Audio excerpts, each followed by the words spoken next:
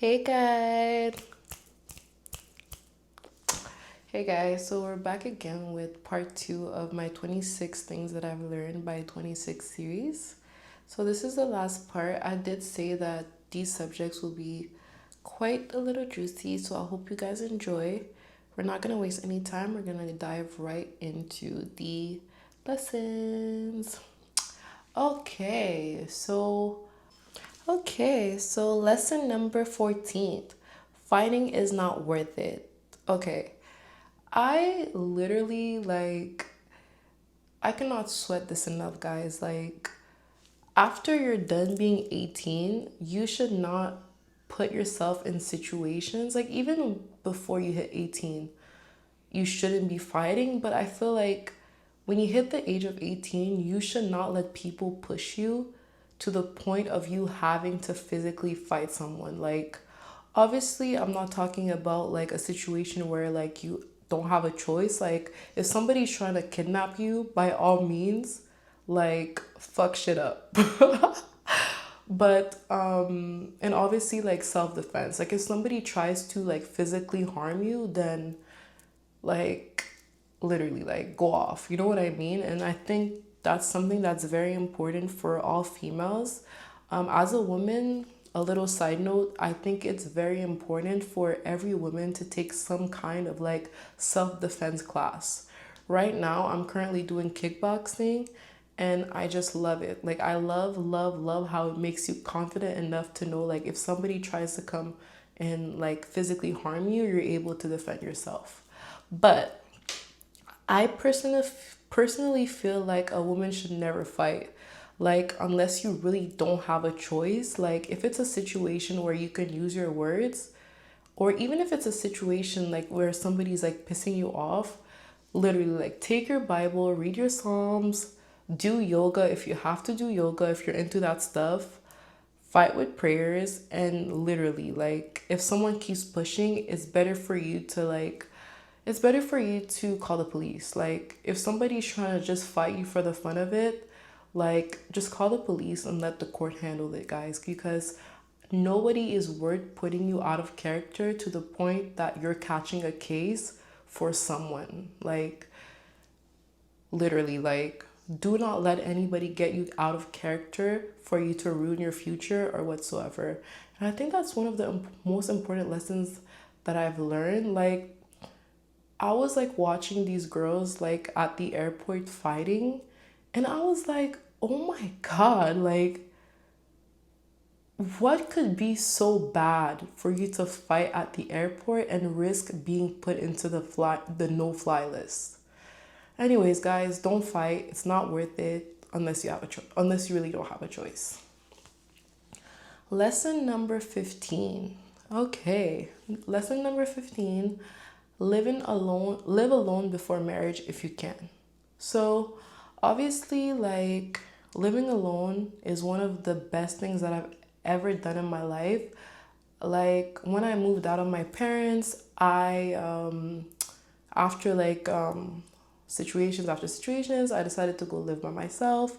And when I started living by myself, guys, whew, living by yourself literally teaches you independence, self discipline, and boundaries. Like, I think that literally shaped me as a woman living alone. Like, when you live alone and you have to pay your own bills and you are literally like the master of your own like space, it's A1, guys. Like, I feel like everybody that has the chance to do it, do it. You know what I mean? Like, obviously, right now, the economy is crazy.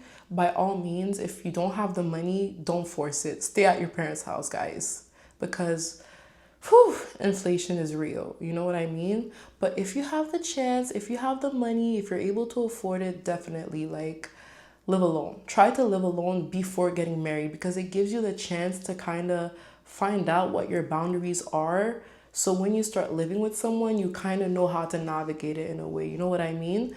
And you get to like test the waters, like when it comes to decoration and stuff. Like before getting married, the fact that I lived alone, when I was living alone, I could literally like decor my house in pink, like in girly ways, you know what I mean? And now that I'm married, like obviously like I'm not gonna decorate my whole house in pink, right? So living alone gave me the chance to do that, and now like I don't really have the need to decorate it all in pink, even if I love pink, guys. But yeah, that was lesson number 15. Number 16, guys. This is my, if I could have a quote on my forehead, this would literally be the quote that I would put on my forehead, guys. Be resilient. Life waits for no one.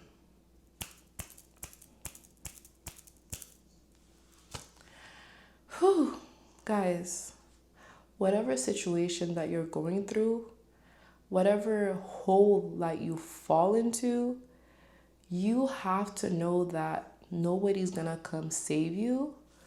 And you have to know that life doesn't pause just because you're facing difficulties. Like, if you're having like a bad situation, like where you're whatever, like you fall into challenges, your landlord is still gonna expect that payment on the first of the month.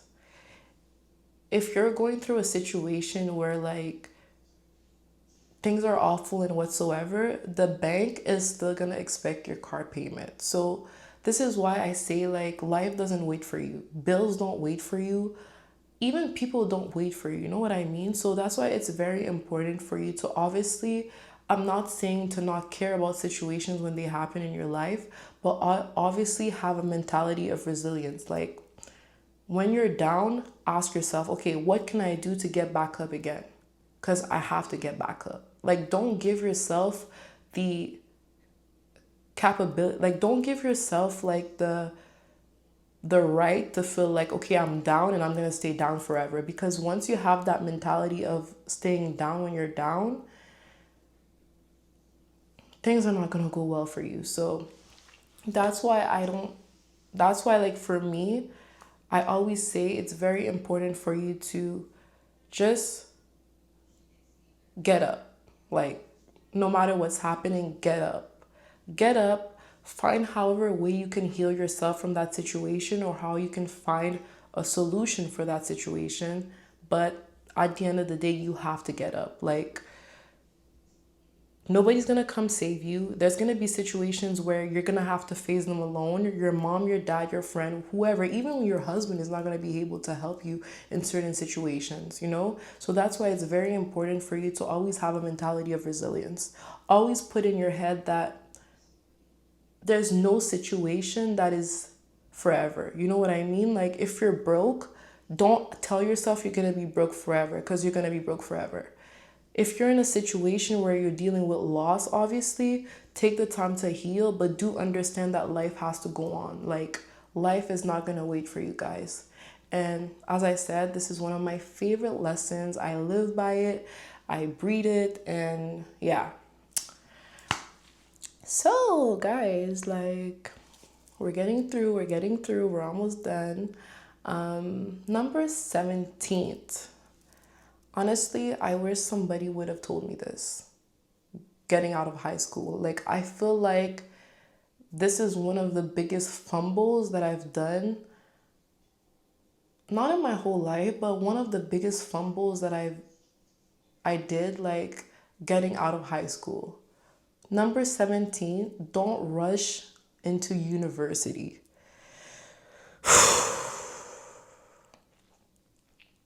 For anybody that like has black parents are so adamant about you going to university. It's crazy. Like, some parents will literally like disqualify you if you say that you're not going to university. Like, black parents expect you to go to university, become a lawyer, become a doctor, and that's about it.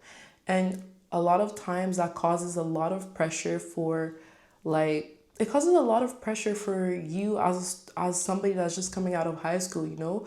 Because high school is not like, high school doesn't really like give you a path to where you're supposed to go. Like, most people that get out of high school are confused. Like, getting out of high school, I was confused.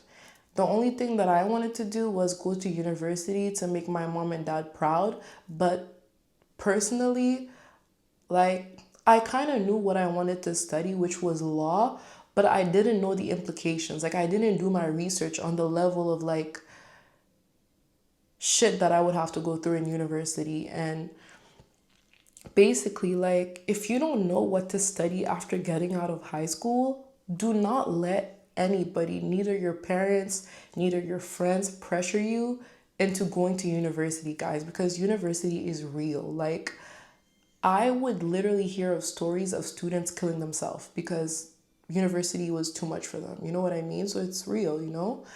And literally, like, if you don't know what to study, but you want to go to university, take a break. Like, if you have to take a 6 months break, if you have to take a year break, then take it. You know what I mean? I know some people say like, oh well, like if you don't go to school after, if you don't go to school right after graduating, you're gonna become lazy and whatsoever. Honestly, guys, like, I don't care what anybody says. Like, I think it would have been a good decision for me to take a year off, for me to really decide what I truly wanted to do. Like, I am thankful for my bachelor's. I do love what I studied, but I don't think that I had the mentality to start as fast as I started. And another thing that people don't talk about, like for my student loan girlies and guys, student loans are real. Like, student loans are real. So if you end up going into university without knowing what you want to do and you just take a random program and you take student loans, you're going to have to pay that. And if you're paying for a degree that you did not care for, whew, you're gonna feel the pressure and you're gonna feel the anger of having to make those payments. And if you take one bachelor's and you don't like it and then you end up wanting to go back for something else, it's more money and more money, more stress, guys. So literally, like, you have to pay back the student loan. So take your time before making that commitment. And one of the things that I feel like high schools or universities don't really do is that they don't really provide any like financial advices when it comes to student loans. You know what I mean? Like, when I signed off the student loan, I knew I obviously I know I had to pay it, but honestly, I know I had to pay it, but I didn't know anything about interest, about like penalties and whatsoever. So again, guys, take your time. Don't rush into university. Number 18. Number 18, it's making me laugh because I watched a movie the other day that kind of like pertains to this lesson. So, lesson number 18, avoid installment loans. Guys, I'm gonna get into the camera to talk, like, I have to get into the camera to shout these people out because this is serious. When it comes to cash money, run. When it comes to Money Mart, run.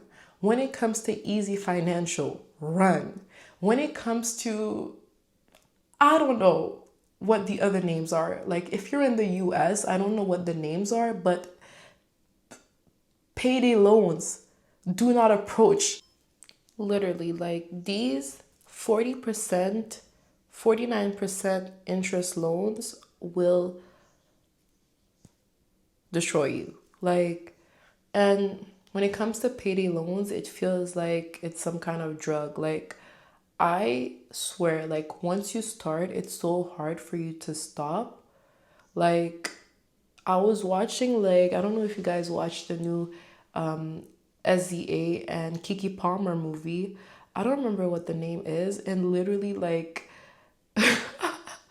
the part where they have this guy like standing like in front of the door of the payday loan place and literally telling you don't do it, don't do it. Like, it's the real deal, guys. Like, don't do it. Like, don't do it. These people are like sharks. Like, how is it even legal for you to put interest rate at 40%? And I think like the saddest part of it is that like they know that like people that are financially like literate won't go and do it, or people that are like financially stable won't go and take those loans. They know exactly who's going to come and take those loans, and sadly most oftentimes it's people with low incomes that have bad credit that literally like cannot afford the 40% interest that they are being given, but they have to because of whatever situation. Number two, students that are not aware of the repercussions of the whole like cycle of like installment loans. And number three, immigrants, obviously. Number four, like people that are like in deep financial crisis. Like those interest rates will literally trap you.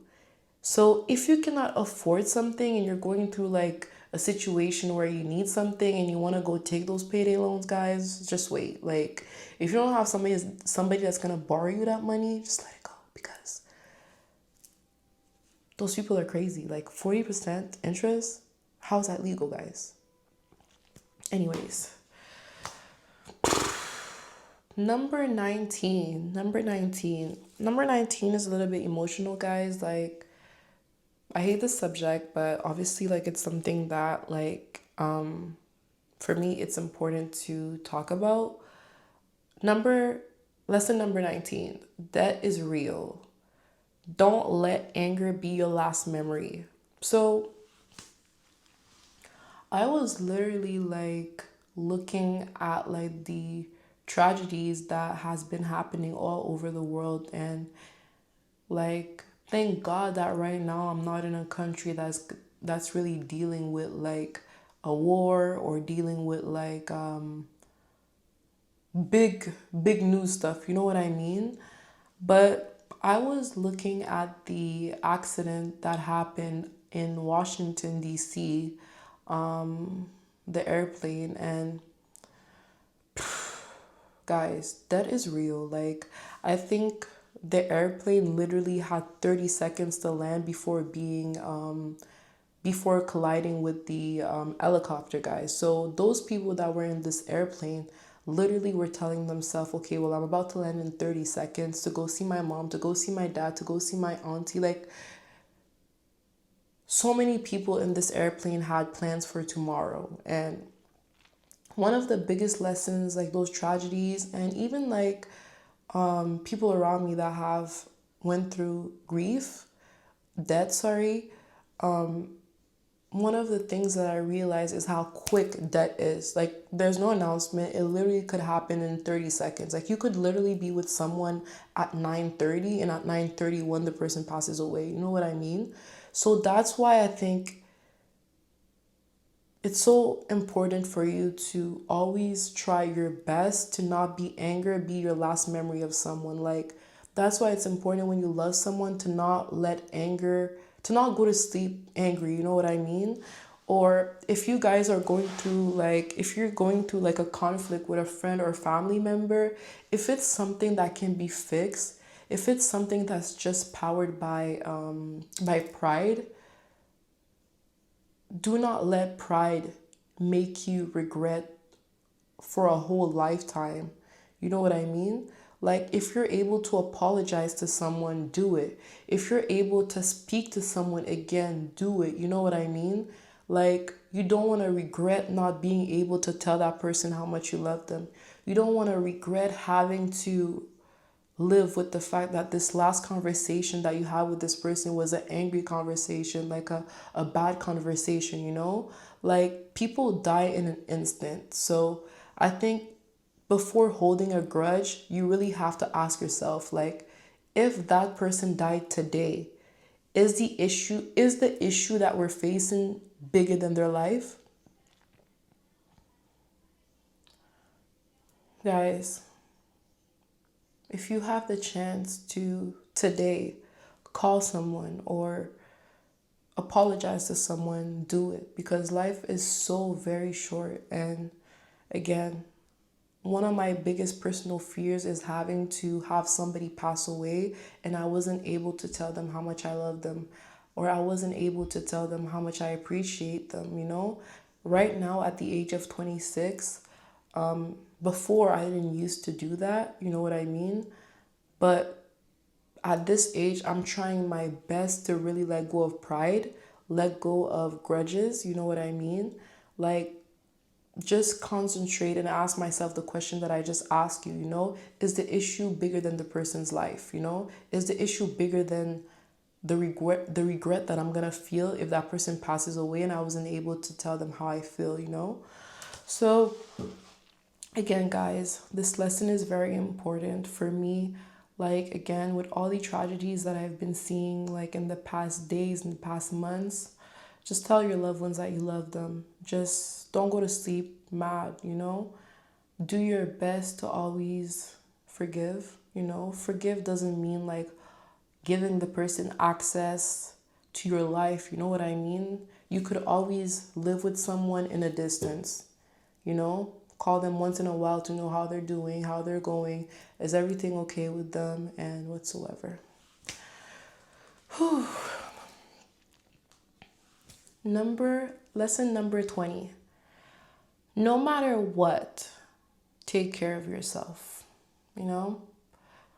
That's one of the lessons I that's one of the most recent lessons that I've learned. A lot of times when I would go through some things, whether it was spiritual, mental, or physical, I would just let myself go. Like, I wouldn't do my hair, I wouldn't do anything. I would just kind of like drown in my sorrow, you know, like feel sorry for myself. And I wouldn't take care of myself because I would give the problem so much capacity over my life, you know? So that's why I say, like, no matter what you're going through, get up, do your hair, show up for yourself, you know what I mean? Like, because at least if nobody's gonna show up for you, at least show up for yourself, you know? Don't let any issue, don't let any problems become bigger than your fate. You know what I mean? Like, always have the faith that the problem is temporary, you know? We're living in a world where there's always going to be problems. Like, no matter how rich you are, no matter how beautiful you are, no matter how blessed you are, like when it comes to friends, family, and whatsoever, you're always going to be going through a problem, you know? So that's why it's important to be aware of that, so you know that, okay, whatever issue that I'm facing right now shouldn't define my situation. Because why delay doing your hair? Why delay taking care of yourself for something that's just temporary? You know what I mean? So get up, do your hair, and show up for yourself. Because when you look good, you feel better.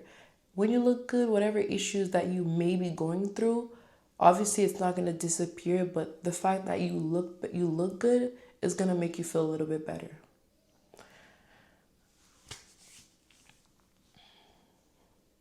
I'm gonna get a lot. I may get a lot of heat for this lesson, but I don't care because this needs to be spoken about. You know, like these are one of the lessons that I learned in my early 20s. Thank God. But yeah, this is very important for me to share. So lesson number 21: casual sex has consequences. Casual sex has a lot of consequences, you know? Like, I don't want to belittle anybody.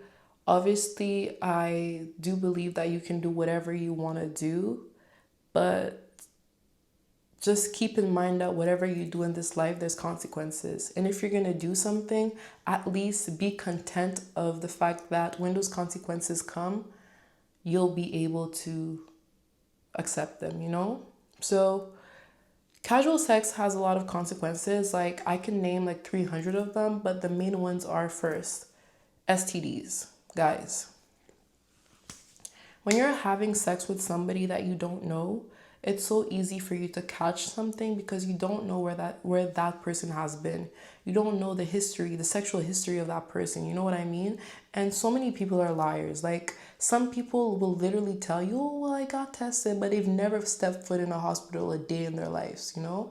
So you end up having sex with that person and you end up catching all types of sicknesses, and you're literally having to deal with like uncomfortable symptoms because you did not do your due diligence. Don't be that person. You know what I mean? Like, I know most STDs are curable, but you don't want to catch something that's not curable. You know what I mean? Like, you don't want to catch anything at all, for like matter of fact. Like, it's embarrassing, it's uncomfortable, and if you catch something and you literally don't know that you caught it, because some STDs take a long time for you to be able to know that you caught them, like, you could be not only receiving that STD, but you could also be giving that STD away if you also are engaging in like many casual sex sessions with other people. You know what I mean? Number two, HIV.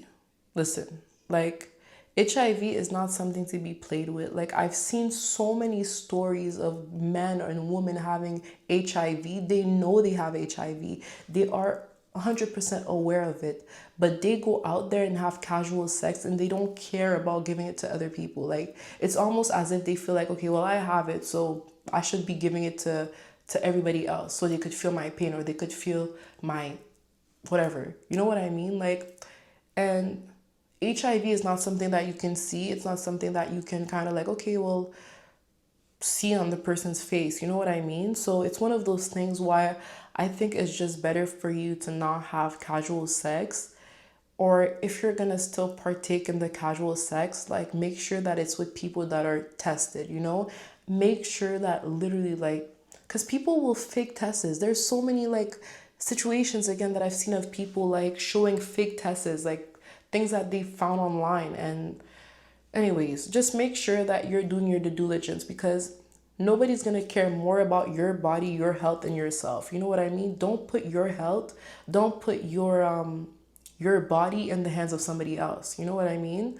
So do your due diligence. You know, if you're gonna still partake in casual sex, make sure that you're going to the hospital hand in hand with that person in order to get tested. Number three, spiritual. You know, I am a spiritual person. I do believe in spirituality. I am a Christian. I do believe that if you're going out of your way having sex with a lot of people, then you're accumulating a lot of stuff. You're accumulating a lot of different energies. Like, you could be accumulating good energy and bad energy. Like, some people are walking with 100,000 millions of demons inside of them.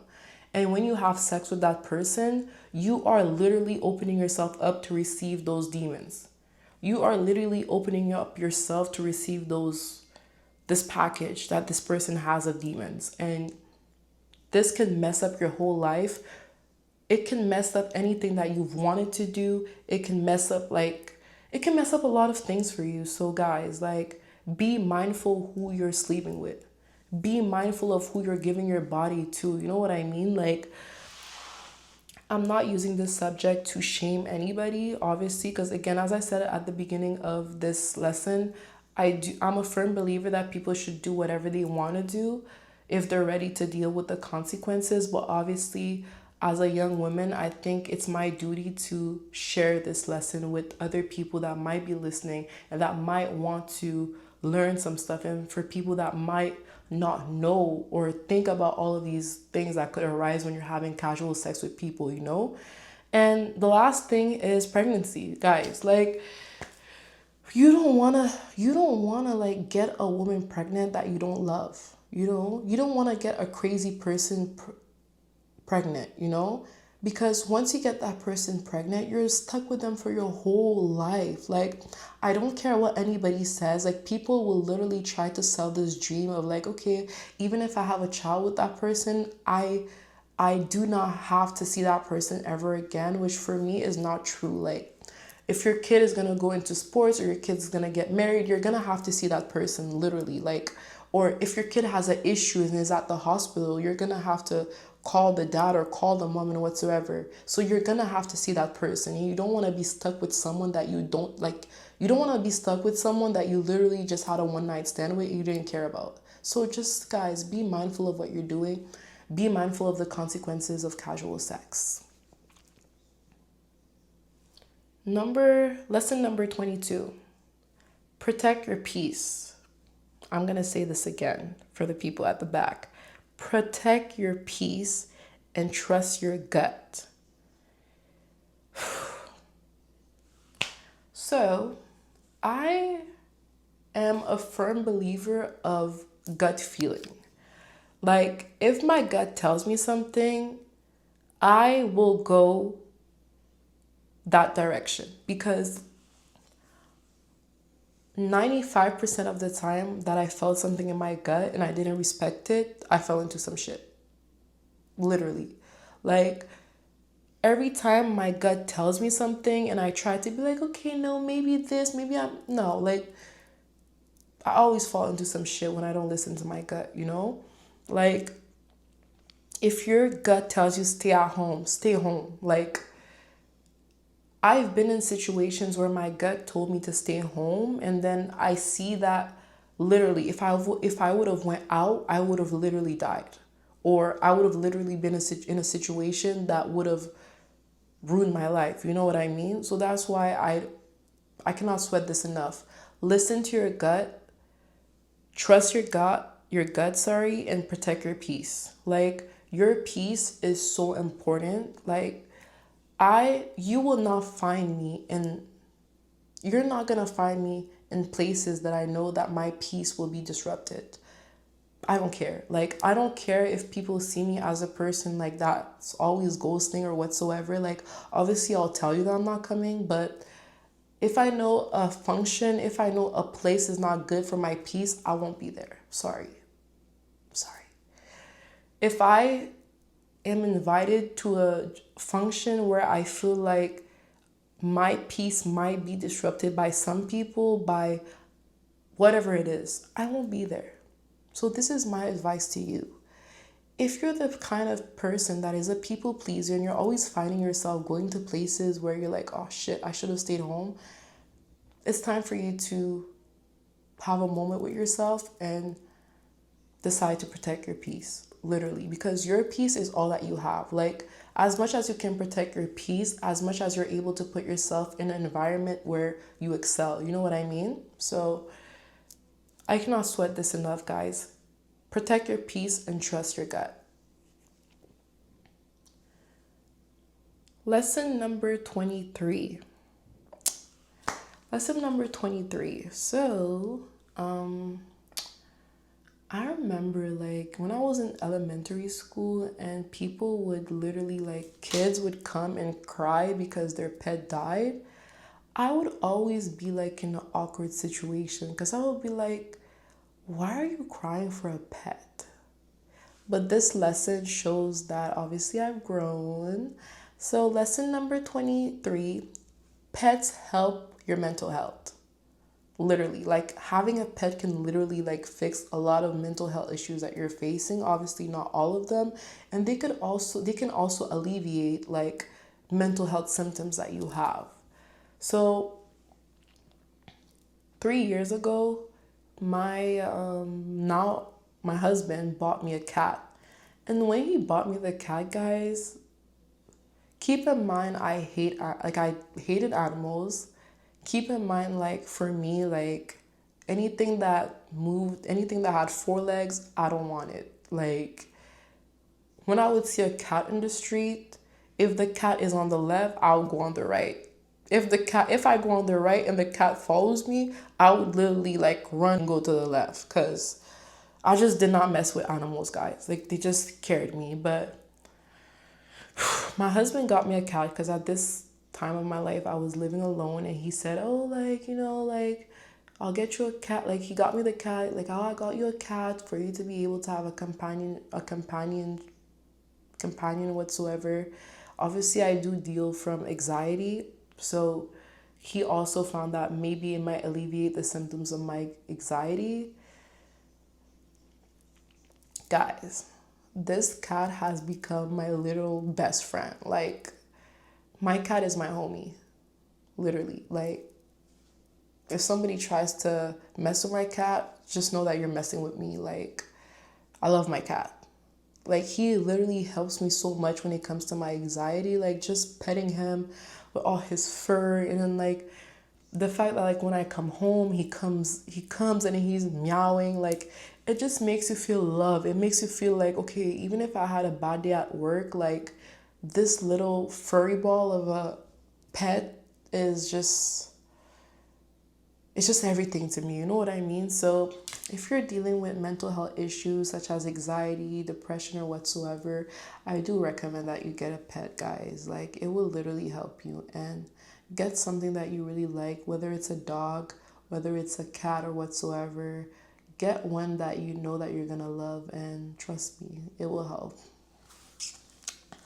So, guys, we're almost at the end of the video. I hope that you guys are still keeping up. Like, wow. Shout out to you. Shout out to you. Like, if you're listening to this video, it shows that you literally want to make things better in your life. You literally want to do better things, you know? And I think that's a big sign of like maturity and growth. And thank you so much for taking the time to listen to my experiences. And I hope really like this helps somebody out there. So, lesson number 24. Listen, fewer friends, less drama. Period. Well, growing up, I never had a lot of friends. I could literally count the amount of friends that I had in one hand. And I know, like, in high school, for me, it was so sad because I was like, oh my God, like, why does everybody have a lot of friends? I don't have a lot of friends. Like, for me, I just felt like, okay, the amount of friends were kind of a validation to how nice and how good of a person that you are, which is 0% true, you know?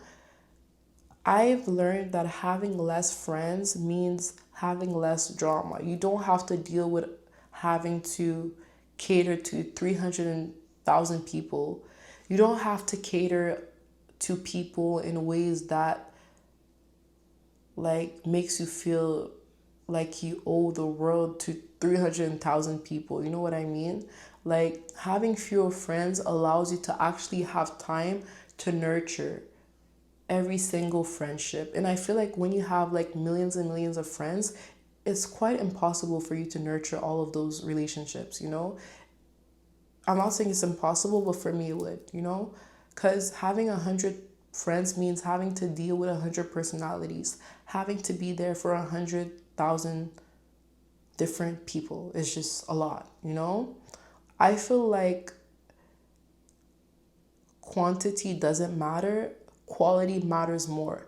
It's better for you to have 5 friends that are there for you if you have an issue at night that you can call at 2 a.m. than to have 50 friends and you're not even able to call one of them when you have an issue.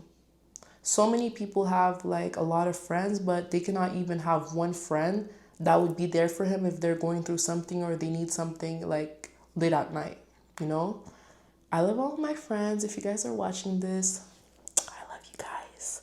You guys are not a lot, but you guys are amazing. So, yeah, so less friends means less drama. And again, you're able to nurture those friendships, you know? You're able to create a more safe environment for yourself as well. You know what I mean? Because I've seen a lot of people that have a lot of friends get backstabbed in ways that are just crazy. Like, I'm not saying if you have 4 or 5 friends, you're not gonna get backstabbed, but I feel like when you have a lot of friends, it's so hard for you to kind of track and see red flags. So, yes, number 25. Number 25. Listen, family is literally just a title, you know? Like, I do not believe that just because you're my aunt, you're my uncle, you are my family. Like, the way that my dad kind of raised me was that your family are the people that are there for you. Your family are the people that you're living with. So, if you're my auntie and I cannot count on you and you're literally making me go through hell, you're not my family. And I'm gonna even go as far as saying, like, if you're my mom and dad, if you're making me go through hell and back and you're making me like miserable, you're not my family. You know what I mean? Like, I think in the Black community, we have been conditioned to feel like, okay, just because somebody is my mom, just because somebody is my dad, I should allow them to do whatever they want to me. And for me, that's not true. Just because you're my mom and dad, it doesn't mean that you're gonna make me go through hell and back and I'm gonna have to keep you in my environment. Impossible. Like, if you're my uncle and you're not acting like an uncle, I'm not gonna keep calling you, like, I'm not gonna keep giving you the importance of an uncle. No way. Like, you know what I mean? So many people focus on the family that they have that's making them go through shit, that they don't take the time to recognize the friends that they have that are better than family. I've had friends that are way, way, way more meaningful to me than family. I have friends that would be there for me quicker than a family member would be. You know what I mean? So why would I waste my time calling the people that I cannot even count on family when I have friends that I can count on? Why don't I call them family? Like, if someone is toxic in your family, let them go. Like, again, I know like people in the Black community are probably not gonna be okay with what I'm saying. I don't care. Like, again, this goes with my lesson of protecting your peace. Protecting my peace is understanding that family is just a title. Like, it's just a title. And that title belongs to the people that deserve it. Period. Last lesson.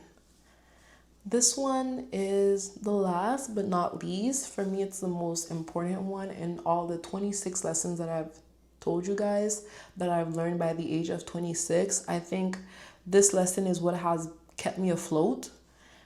I've been through a lot of shit in my life. I've went through seasons of thunder, rain, earthquakes. Yeah, like I've been through a lot of rough situations in my life, and this lesson has been the number one lesson that has kept me afloat. Number 26, never let go of God. Listen,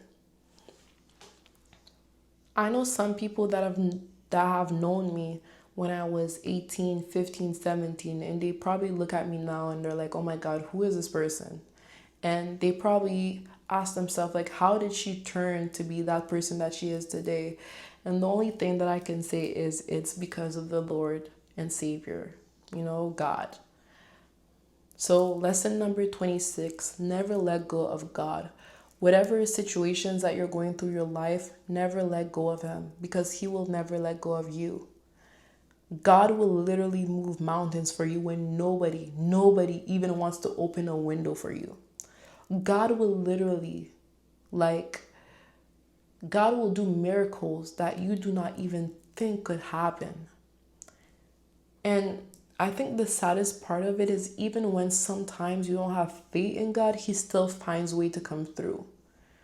My life is proof that I don't care what anybody says. Like, again, I respect everybody's religion, I respect everybody's views, but for me personally, I don't care what anybody says. God is real, and my life is a proof of it. Like, my testimony, which is a story for another day, guys, literally explain this. Like, I will never let go of God because he has never let go of me. Even in times where I let go of him, he didn't let go of me. So I've decided that at this age, I shall never let go of him.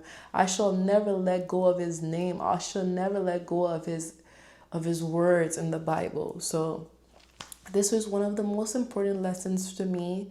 And I do hope, again, guys, like, this is the end of the video and the lessons. Like, I am so happy that I had the chance to speak on all of these lessons that I've learned by the age of 26.